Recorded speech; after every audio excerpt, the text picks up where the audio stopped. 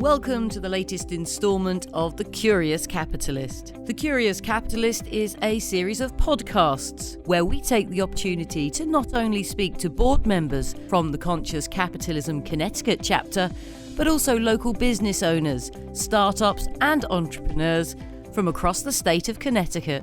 Welcome to episode 22 of The Curious Capitalist. On today's episode, we have the pleasure of speaking with Shawn Nelson. Shawn won the 2003 Ernst & Young Entrepreneur of the Year Award and has appeared on Richard Branson's TV show, The Rebel Billionaire, where he won a $1 million investment. Shawn is the founder and CEO of Stamford-based furniture company Lovesac. Shawn, welcome to The Curious Capitalist. Thank you. Great to be with you. It's a pleasure. Shawn, tell me a little bit about how you got to this point in your career. So Lovesac is a bit of a saga. I made the first Lovesac when I was 18 years old, still in high school, just graduated from high school.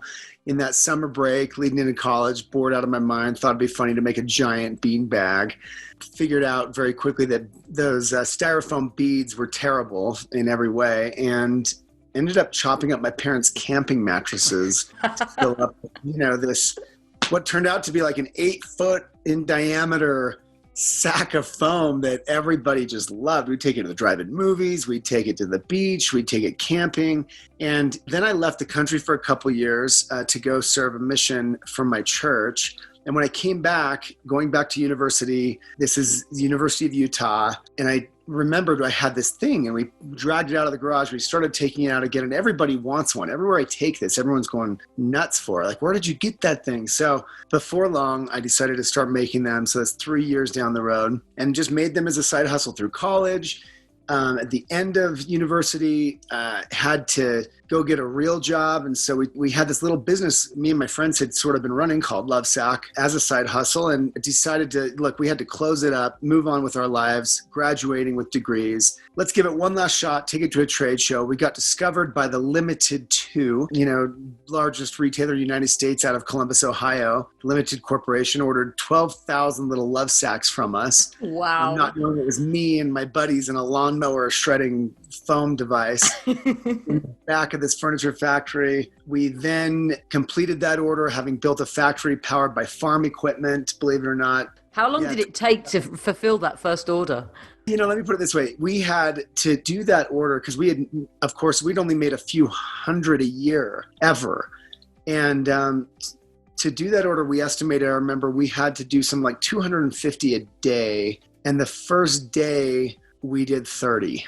Wow. We did 30 and shrunk them down, put them in little boxes, shipped them up. And so we ended up working all day with, a dozen or so temp laborers. And then at, 2 or 3 p.m., their cousins would come in. We'd work into the night till 11 p.m., wake up the next morning, fill the tractor with diesel fuel to power our haybuster foam shredding contraption, powered by a tractor, literally.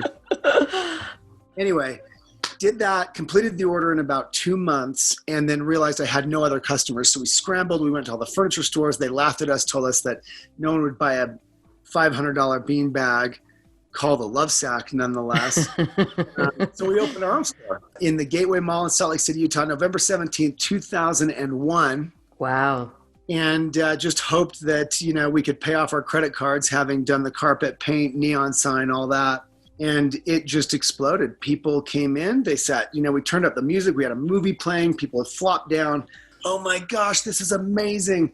And we were selling them for Christmas, and we sold out of everything we could make. So fast forward, people began franchising from us. They wanted to open Lovesac stores all over the country.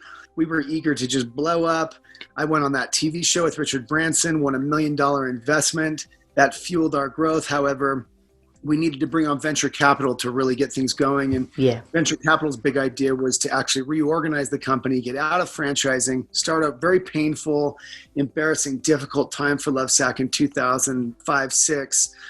And we emerged, moving to Connecticut to be close to our investors. rebuilt the company from 12 locations up to about 50 over the course of, almost a decade. Invented this product called Sactionals that, it was meant to be a couch that could be rearranged and washed and solve some of the problems that couches have, like carrying them up the stairs or delivering them. And little did we know that, 10 years later, it would become our number one selling product. We finally figured out how to convert this business from being a college kid, not beanbag business, to being a serious, contender against Pottery Barn, Crate and Barrel, Restoration Hardware, selling couches. Beautiful couches that could essentially last the rest of your life because you could wash them, change them, rearrange them, own the pieces, and continue to let them grow with you as your life changes. That ethos led to our purpose and really what we call our big, hairy, audacious goal, which is to convince mankind to buy less stuff, just buy better stuff. Yes. And we're very passionate about that because we make a product. I'm actually sitting on Sactionals that are naked. They're covered. I've just set these up in this cabin in the woods. They have no covers on, but you're actually looking at some of our millions of yards of fabric that we manufacture each year from 100% recycled plastic water bottles. So the upholstery that Sactionals come in is made from 100% recycled plastic water bottles. So wow. We are the single largest repurposer of plastic water bottles in the United States of America to home deck fabric, if you can imagine that, just in our, in our smalldom. I mean, Lovesac is less than 1% of the furniture category. We have a long way to go. The final kind of, note in our modern history, we went public in 2018. Yeah. Under the ticker LOVE on NASDAQ. Awesome. Yeah, I would be. A little bit of love to Wall Street. And we're just kind of charging along, fastest growing furniture retailer in the United States, selling really only two things: Sactionals, our couches, and sacks. And of course, the accoutrements that go with those. What a journey. Absolutely amazing. And I love the idea of Sactionals. I do like that. The fact it grows with your family and, reducing waste has to be a key goal, certainly in 2020. So what do you wish you'd known before you started out on this crazy journey? I mean, you mentioned that tricky time, 2005, 2006, where you had to kind of rebuild, restructure the business. But what do you wish you'd known before you started out with Lovesac? Oh, the list of things I wish I had known before I was 18 years old is too long, but me too. But I think a few big lessons. There is a modern cadence to doing business, and really Lovesac was very early. We were bootstrapping before, on our credit cards and just charging forward before the word bootstrapping existed. And now we throw it around as entrepreneurs, as a form of finance. And, so a lot of it revolves around finance. I wish I had understood what it meant to raise money, what it meant to have a strategy. Like I said, we had to scramble and go get customers because we didn't have customers. My hands were stained blue from stuffing these little blue Lovesacks for the Limited 2. I hadn't been out, right? So, I have all these Shawnisms I've developed, keep one hand on the now and have one hand on the next. I didn't do that. I was, just emerging. I didn't know those sorts of things. I think maybe I could sum up the bigger lessons that house the smaller lessons in this. I wish I had been humble enough to seek out mentors and to network with people that were more experienced than I was. Part of being an entrepreneur, which is so hard, is that you have to be brash and bold and extremely self-confident to take those risks and charge forward. Sometimes, though, by being that way, we can be unwilling to seek out people that are just frankly smarter than us and that are willing to, have lunch with us and give us advice, but more importantly, listen to that advice as it may come. Yeah. And I'm sure I'm guilty of that. And now, the older I get, perhaps the more I feel like I just want to learn from others and let others run with the ball and show me how to do things and maybe more advise along the way. And I think that's a really hard thing for a young entrepreneur to, at least this young entrepreneur, to grasp. I think it is. It's difficult. And being so young when you set the company up, I think there is that element of everybody at that age feels like they could conquer the world and know everything. But taking by the way, how you get there. Yeah. So it's this double-edged sword that's really tough. Yeah. I'm a bit of a Richard Branson fan, I've got to be honest. Obviously, being a fellow Brit, what was it like working on the Rebel Billionaire? Well, the Rebel Billionaire was one of these blessings that a young person can't appreciate. We spent 2 solid months traveling the world with Richard Branson. So this show essentially revolved around, it was a bit like The Apprentice, right? But not for apprentices, for entrepreneurs. To make it real for you, my runner-up on the show, who, I won the show, she won in life, was Sarah Blakely, the founder of Spanx. Oh, wow. Amazing, right? I mean, these are serious young entrepreneurs competing for the biggest prize in reality TV history. Yes. And so it was, we'd land in Africa and, okay, you have 48 hours as teams to come up with an economic sustainability plan for this village. And then after that, we're going to go jump off Victoria Falls together because I'm Richard Branson and I do crazy stuff. And then we're going to leave someone behind who's locked out. And so we got to do this over and over again, all around the world, Asia, Africa, England, of course, ended in Miami, down headed toward his island, Necker Island. On Necker, I was awarded $1 million and made president of Virgin Worldwide for just a few months there. And I got to travel the world again, working with Richard's CEOs of some of his biggest companies. Wow. As their, young voice to share my opinion and listen to what they had to say. And I mean, it was one of those things that looking back, you can't appreciate that opportunity in the time it's happening. Incredible. Oh, wow. So talk to me about how you first heard about conscious capitalism. So conscious capitalism came to us through one of our investors. Later down the road, we raised private equity and a firm called Satori, who is, in my book, the most conscious of private equity firms, based in Dallas, Texas. They have a very unique charter that allows them to invest in companies over the longest periods of time without the onus to exit, in the interest of, just building good businesses and supporting great purposes. And their backbone is very much the conscious capitalism approach to doing business. And so when we met them and they finally chose to invest in us, they introduced us to conscious capitalism. I had been aware of the book and aware of the movement, but had not read it. And very quickly, it became a required reading at Lovesac. It's actually our number 1 required reading. We have 3 only. Come on, hit me with them. Yeah, so conscious capitalism, natural capitalism, and emotional intelligence are our 3 required readings at Lovesac. Love that.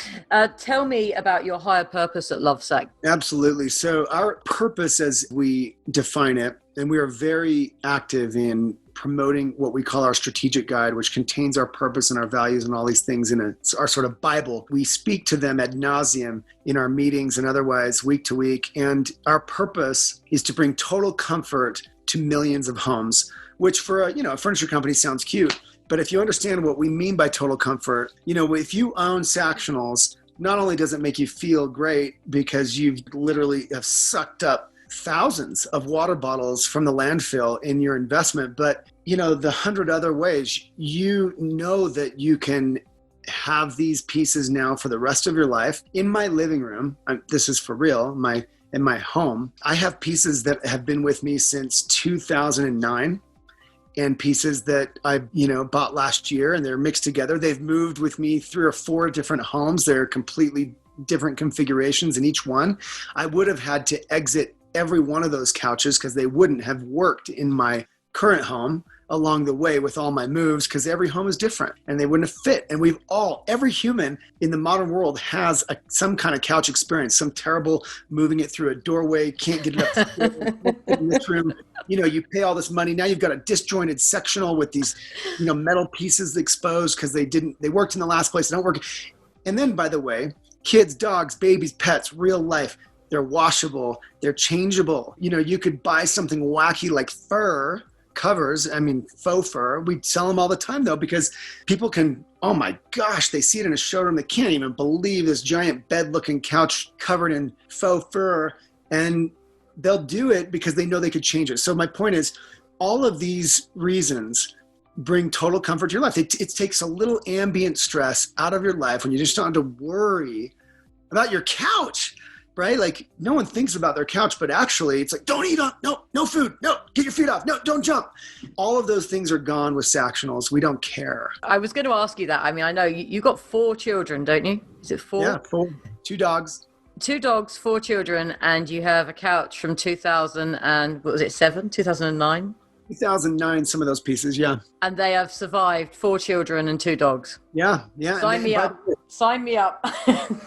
Right? Yeah, Yeah. totally. You were to come over, and I said, you tell me which pieces are the decade plus old ones.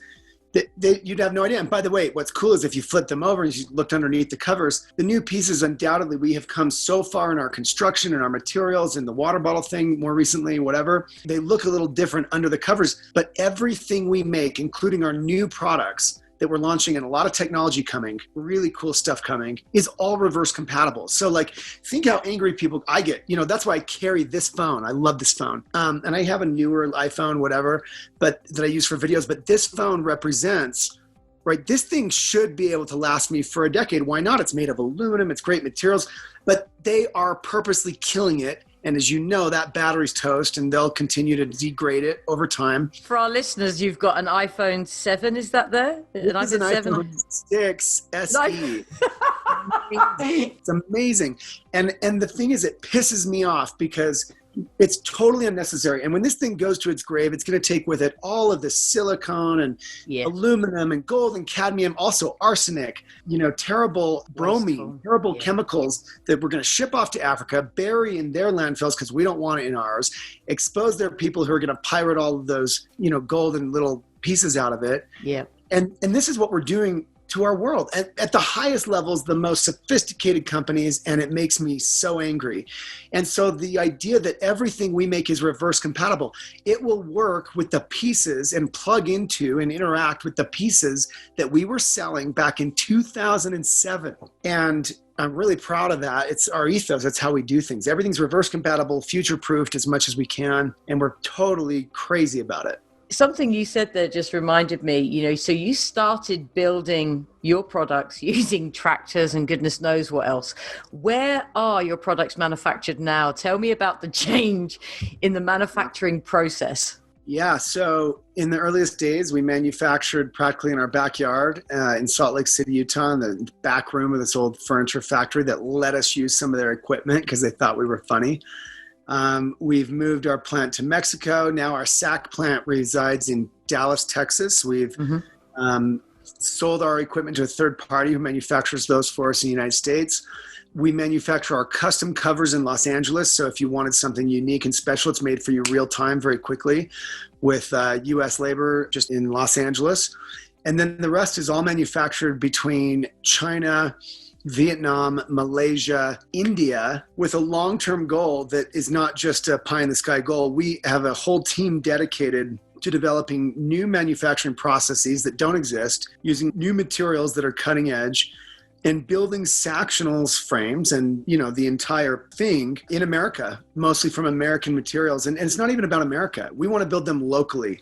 So imagine someday there are Lovesac showrooms, hopefully, in the UK, and enough flow in Europe to, really drive some business for us. And there will be. We would hope to manufacture that product on that continent, or even, even more locally as we can get away with. Yeah. And so imagine the idea of sucking all of the plastic water bottles that we can eat from a region, let's say the Northeast in America, to a plant that converts them to Sactionals that look and feel the same as the ones I'm sitting on, made from trees, which are okay. I mean, trees, we harvest our wood sustainably, those sorts of things. But wouldn't it be cool to do that instead? And then, by the way, those raw goods moved such a short distance, only to be shipped out such a short distance, not all the transport. Right now, the global supply chain is essentially cutting down trees, in Russia maybe, to rail them somewhere to Asia, to convert them using who knows what powered energy to finished goods,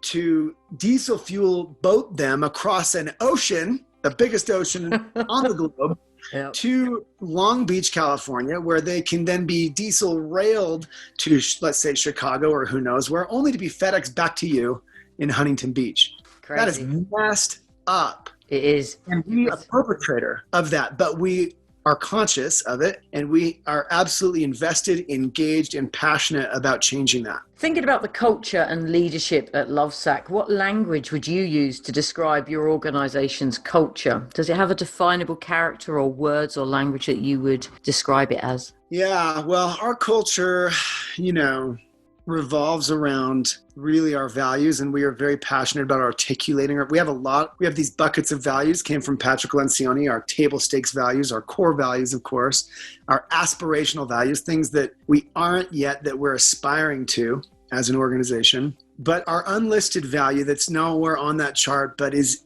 in the top left corner of every slide deck we make, in our name, we hang it above our door in 30-foot long signs lit for the world to see. We wear it on our chest, on our t-shirts, is love.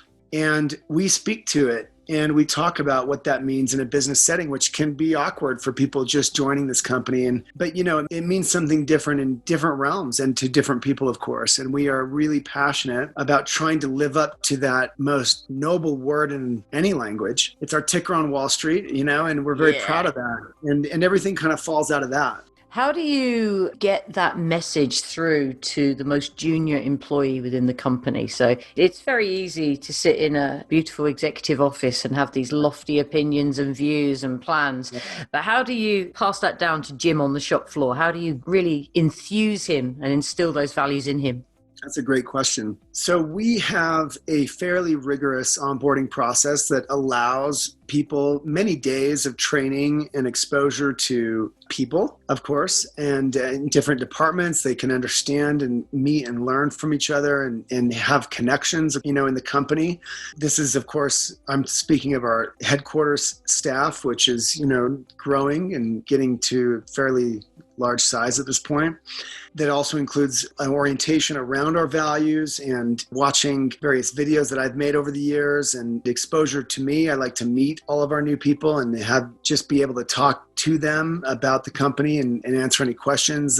They're followed by a 3-hour orientation that I lead that I'm very passionate about with every new employee. Yeah, so we really tried hard to, for lack of a better phrase, indoctrinate them from the beginning. But more importantly, we are very sensitive to hypocrisy. We do our best and we can't be perfect in an organization moving this fast. But as an example, every week we have our top leadership meeting that consists of our VPs and directors. And that meeting does not occur without something that we've done now for 5+ years called a high level share, which means it's not about business. It's not about what's happening.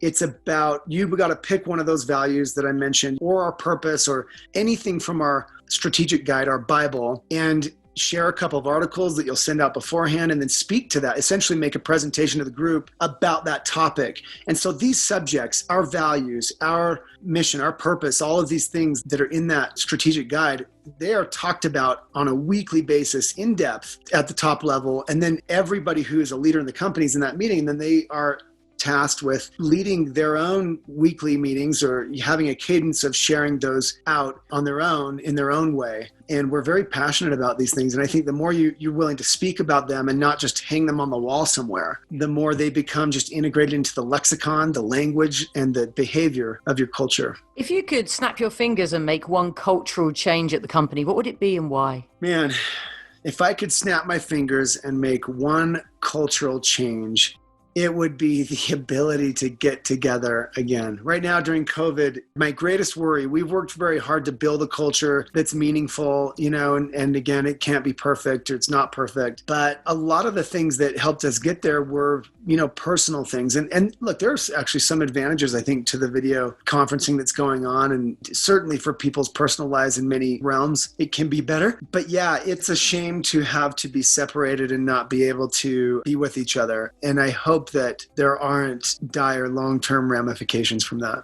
So you mentioned having LOVE as your ticker name. Talk to me about stakeholders. Who would you say is the most important stakeholder in your company and why? I believe that the most important stakeholder in our company are our employees. And perhaps I stole this from Richard Branson, but I believe that if you have happy employees that are motivated by purpose and money, and you have, the right programs in place to address both, they will imbue that culture, of course, and all of the customer interactions that happen inevitably with an employee at any level will end well. And therefore your customers are taken care of, your customers are happy, they're going to be promoting your company. And now, shareholders become happy as you have success. And that's just a virtuous cycle. If a company wanted to make a shift towards being more conscious in how they do business, what would your advice be to that company? Yeah, if you want to make a shift to being more conscious, I believe you have to pay the price to dig deep on that. I've mentioned it so many times, on that strategic guide. Adopt a framework that has you answering the questions, why we exist, where we're going, who we are. I have my own framework I created after, studying all the books that I'm passionate about. Probably the best book on that topic in my mind is Patrick Lencioni's The Advantage, but Conscious Capitalism, Start With Why. These books have really shaped the brand Bible that we use, guided by a framework that I call the 12 W's, where we answer all these W questions. Yeah. And as long as you have that, you're willing to, by the way, dust it off, although it shouldn't be collecting dust each year. Yes. And massaging it. I'd say it took us almost a decade to refine it to the point now where it changes very, very little. It moves slowly like the tectonic plates now, because we've dialed in that language, we've spoken to that language, and everything fits and works. But it's took many, many years of revisions to boil it down so tightly, and everyone knows it and everyone understands it and speaks to it. So more about you then. When you're not focused on your work, what do you do to relax? What are your hobbies? Television, sports? Hit me. Yeah, so one of my Shawnisms, because I realized I've been an entrepreneur so young, working so hard around the clock, sometimes literally not sleeping very often, 24-hour days. I needed to play along the way. It's one of my Shawnisms, or I would just grow old. I'd wake up at 40, 50, and not having done anything because I was so sucked into trying to make this thing work. Yeah, sure. And so I've always just found time in the seams and cracks to surf. I'm huge on wakeboarding, water sports, behind the boat, skiing with my kids. I love it. I can't tell you how many times in the more recent years I've taking my kids up to the ski resort on a Tuesday, ditch school. My son's doing laps on the ski lift while I'm taking calls with my ski boots on in the car, and then, maybe go get a run or two in and buy him a burger. But whatever you got to do to be able to balance the demands of your job, but find ways to just, push yourself to have fun, even if it's inconvenient. I'm a big believer in playing hard and working hard. No, absolutely. And I think that without downtime, it makes you less effective, in the business world for sure. So it sounds like you have a lot of outdoor fun, that's for sure. Yeah, a ton of outdoor fun. If you could have dinner with any figure in history, who would it be and what questions might you ask them? I would love to take Steve Jobs to dinner, and because having read his biography and seen his movies or whatever, the movies about him. Talk about an influential figure in our modern time that really was a visionary, but in my observation was so flawed as a human being. And I would love to understand what his rationale was for some of the things he did in his personal life. Was he just deficient psychologically, emotionally? Why could he amass a fortune like that and not share it from a philanthropic standpoint? These questions really bother me. And I'd love to, he's clearly a smart guy. I'd love to just understand some of that. It would certainly be a fascinating dinner guest, that's for sure. I'd like to come along to that dinner party. Right. What's been your greatest success, both professionally and personally? This comes back to my core beliefs, separate from Lovesacs.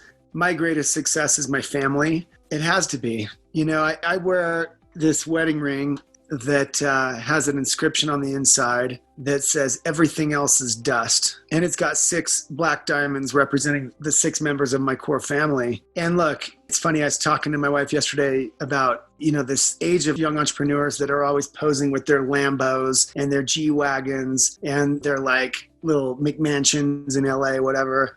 And it's really popular and they amass these huge followings because who doesn't love the bling, I guess. But everything else is dust to me, even, and this is the tough part, even Lovesac, right? It is a company, it is furniture, And if I allow my relationships with my kids and my wife and those things that should matter most, in my opinion, get blown up or gone sideways because of anything, then it's all pointless. And so look, I'm all for getting past $1 billion and well beyond. I'm all for employing hundreds and thousands of people. I love it. It's amazing. But I believe that if everybody was able to focus enough on those they love to keep those relationships intact, this world would be a very different place. I think that's probably the best answer I've had for that. I usually get these, I've done this great thing and that great thing, and I've managed to do this. But actually, what really matters? I like that. Everything else is dust. What's been your greatest fear that you've had to face in your life and overcome? Oh, my greatest fear, if I think about the times where I've felt afraid, sadly, it's always been around financing. So here's a broad piece of advice that I give occasionally to entrepreneurs who seek me out for advice. Product businesses suck up more cash than you can possibly imagine. And that's what's so cool about this modern age. There's lots of different ways to build businesses now that require very little cash. It could be you and a friend in a basement who knows how to code, and you could become bazillionaires. I love that we get to employ lots of people. I love our business model. I love that we're selling real products that make a difference in people's real analog lives. But product businesses require so much money from the beginning, even when you're massive. And I couldn't have understood that. And so I faced numerous moments where the business was on the line because of financing. Even though we were doing great in many ways, fastest growing, whatever, best product, whatever, you just need lots of money. And I didn't come from lots of money. And I didn't know in the beginning how to access lots of money. I didn't come from that world at all. And it took me 2 decades to learn how to play that game, the financing game, the money raising game and all that. And along those ways, in those tight moments, man, it is utter fear to spend sometimes weeks and months so close to the bone that any moment you're waiting for that phone call where it's just over, where like you can't make payroll, you got to wrap it up, and all the disappointment and embarrassment that would come with that. And luckily, I rode that brink so many times, I developed a very strong stomach for it. But it's really scary to be in those positions. And you mentioned that you felt that you now can play the finance game. What tips would you have for any new young entrepreneurs? You mentioned earlier the importance of networking. Is that a key element of it? Sure. Some tips on raising money and getting to it. 1, understand you're going to need more than you ever think you will. And so find more, get more. 2, network endlessly. I'm really not a networker. I'm sort of like a do-it-myselfer. And so it's hard for me to be like a schmoozer and out there and push myself to meetings, conferences, whatever, where I could just, these relationships, ultimately people lend money. I'll call it lending, but really, give money, invest, whatever, to people they like. It's the same as selling. People buy stuff from people they like. People buy people. Yep. Got to be likable. And that can be tough for people like me. We're not always likable. But, that's a good one. I think being ahead of the curve, like not waiting until you need it to be seeking it, and to be bold. Like people are so afraid of the boogeyman and the venture capitalist and this and that. Well, I've heard bad things. Listen, if you are lucky enough to build your dream with other people's money, and you can still become, a millionaire for it, because it's going to become so big that even if you had a tiny slice, how awesome is that? That's America at its best. And you take advantage of that. Don't be afraid of it. It's out there. And by the way, here's the thing that I didn't understand. And this is really key. You're sitting across from someone who like you're hoping will write a check to you or invest in you or whatever. Understand that if they're running money, they must place their money. They are seeking the earth for somewhere to put it where it will grow, because it cannot sit. That's their mandate. They want to give it to you. You just need to not suck. and I didn't understand that dynamic. I always felt like a beggar, you know what I mean? Yeah, going cap in hand. Yeah. Yeah, you don't need to be desperate. You need to understand that they want you to not suck. They desperately want your business to be everything it is. And by the way, you got to be really transparent, because they're big boys, or girls, they understand that it's not going to be perfect. And so you got to be transparent with people and honest with people and straightforward with people, and they'll trust you and they'll give you money because they want to see it grow. selfishly, they are after that. And I didn't understand that dynamic. It's a really interesting angle to look at that. So come on then, tell me about your plans, Shawn, personally and professionally. What's on the horizon for you 5-10 years from here? Yeah. So it is really hip to like build a company and then sell it for a bunch of money and then like buy a Lambo or whatever. Like I said, the reality is, as I've been stuck in this thing called Lovesac for more than 2 decades, trying to just make it work. And now we're having some success, no doubt. I kind of want to just do it for another 2 decades. I look at how long it took to bring one meaningful product to market and achieve not even 1% of market share along the way, allowing us to gobble up plastic water bottles, allowing us to bring total comfort into homes that just makes them happier. You know, it reduces that little bit of stress out of their life they didn't even know they had coming from their couch. So we have this ethos called Design for Life. It guides everything we do now. It evolved over time, and it's what I kind of told you about the product. Essentially, Design for Life means we make things that are built to last a lifetime and designed to evolve. And if you stop for 1 second and think about all the artifacts in your life, the things you own, what of those things is built to last a lifetime and can evolve with you as your life changes completely or whatever, wherever it goes? And the answer is Sactionals are extremely unique. And if we can just do other products through that same design lens, built to last a lifetime, designed to evolve, we can have success forever. And by the way, fans that love us because they've had such a good experience with the things that they still own a decade or 2 later, and they're loyal, and we can build a business that's in the billions. And to me, more important than the billions is the idea of employing all those people along the way, sucking up all those water bottles. And the crazy part is the end result will be people buying less stuff. They're going to buy fewer couches in their life because they met us. And I am totally okay with that. And by saying that, I can never be as big as these a-holes because I'm unwilling to make our product suck at any point in that life cycle. But we can get pretty dang big, and we can have a pretty big effect on the world, actually, I think, if we can get it big. Amazing. So, Shawn, how can people find out more about you, your vlog, your business? How can people get in touch? Hit me up with some social media and some websites. Yeah, so lovesac.com, Shawn of Lovesac on social media, or of course Lovesac on social media, but I'm found on Instagram, Shawn of Lovesac, YouTube, Shawn of Lovesac or Shawn Nelson, and Twitter, Shawn of Lovesac. So just find me, follow, please, let's be friends. I love being in touch with aspiring entrepreneurs or anybody who has a conscious frame of mind. Amazing. Shawn, I want to thank you for your time. It's inspiring speaking to you. It's been an absolute privilege and a pleasure. Thank you so much. Thank you for taking the time to listen to the latest installment of The Curious Capitalist.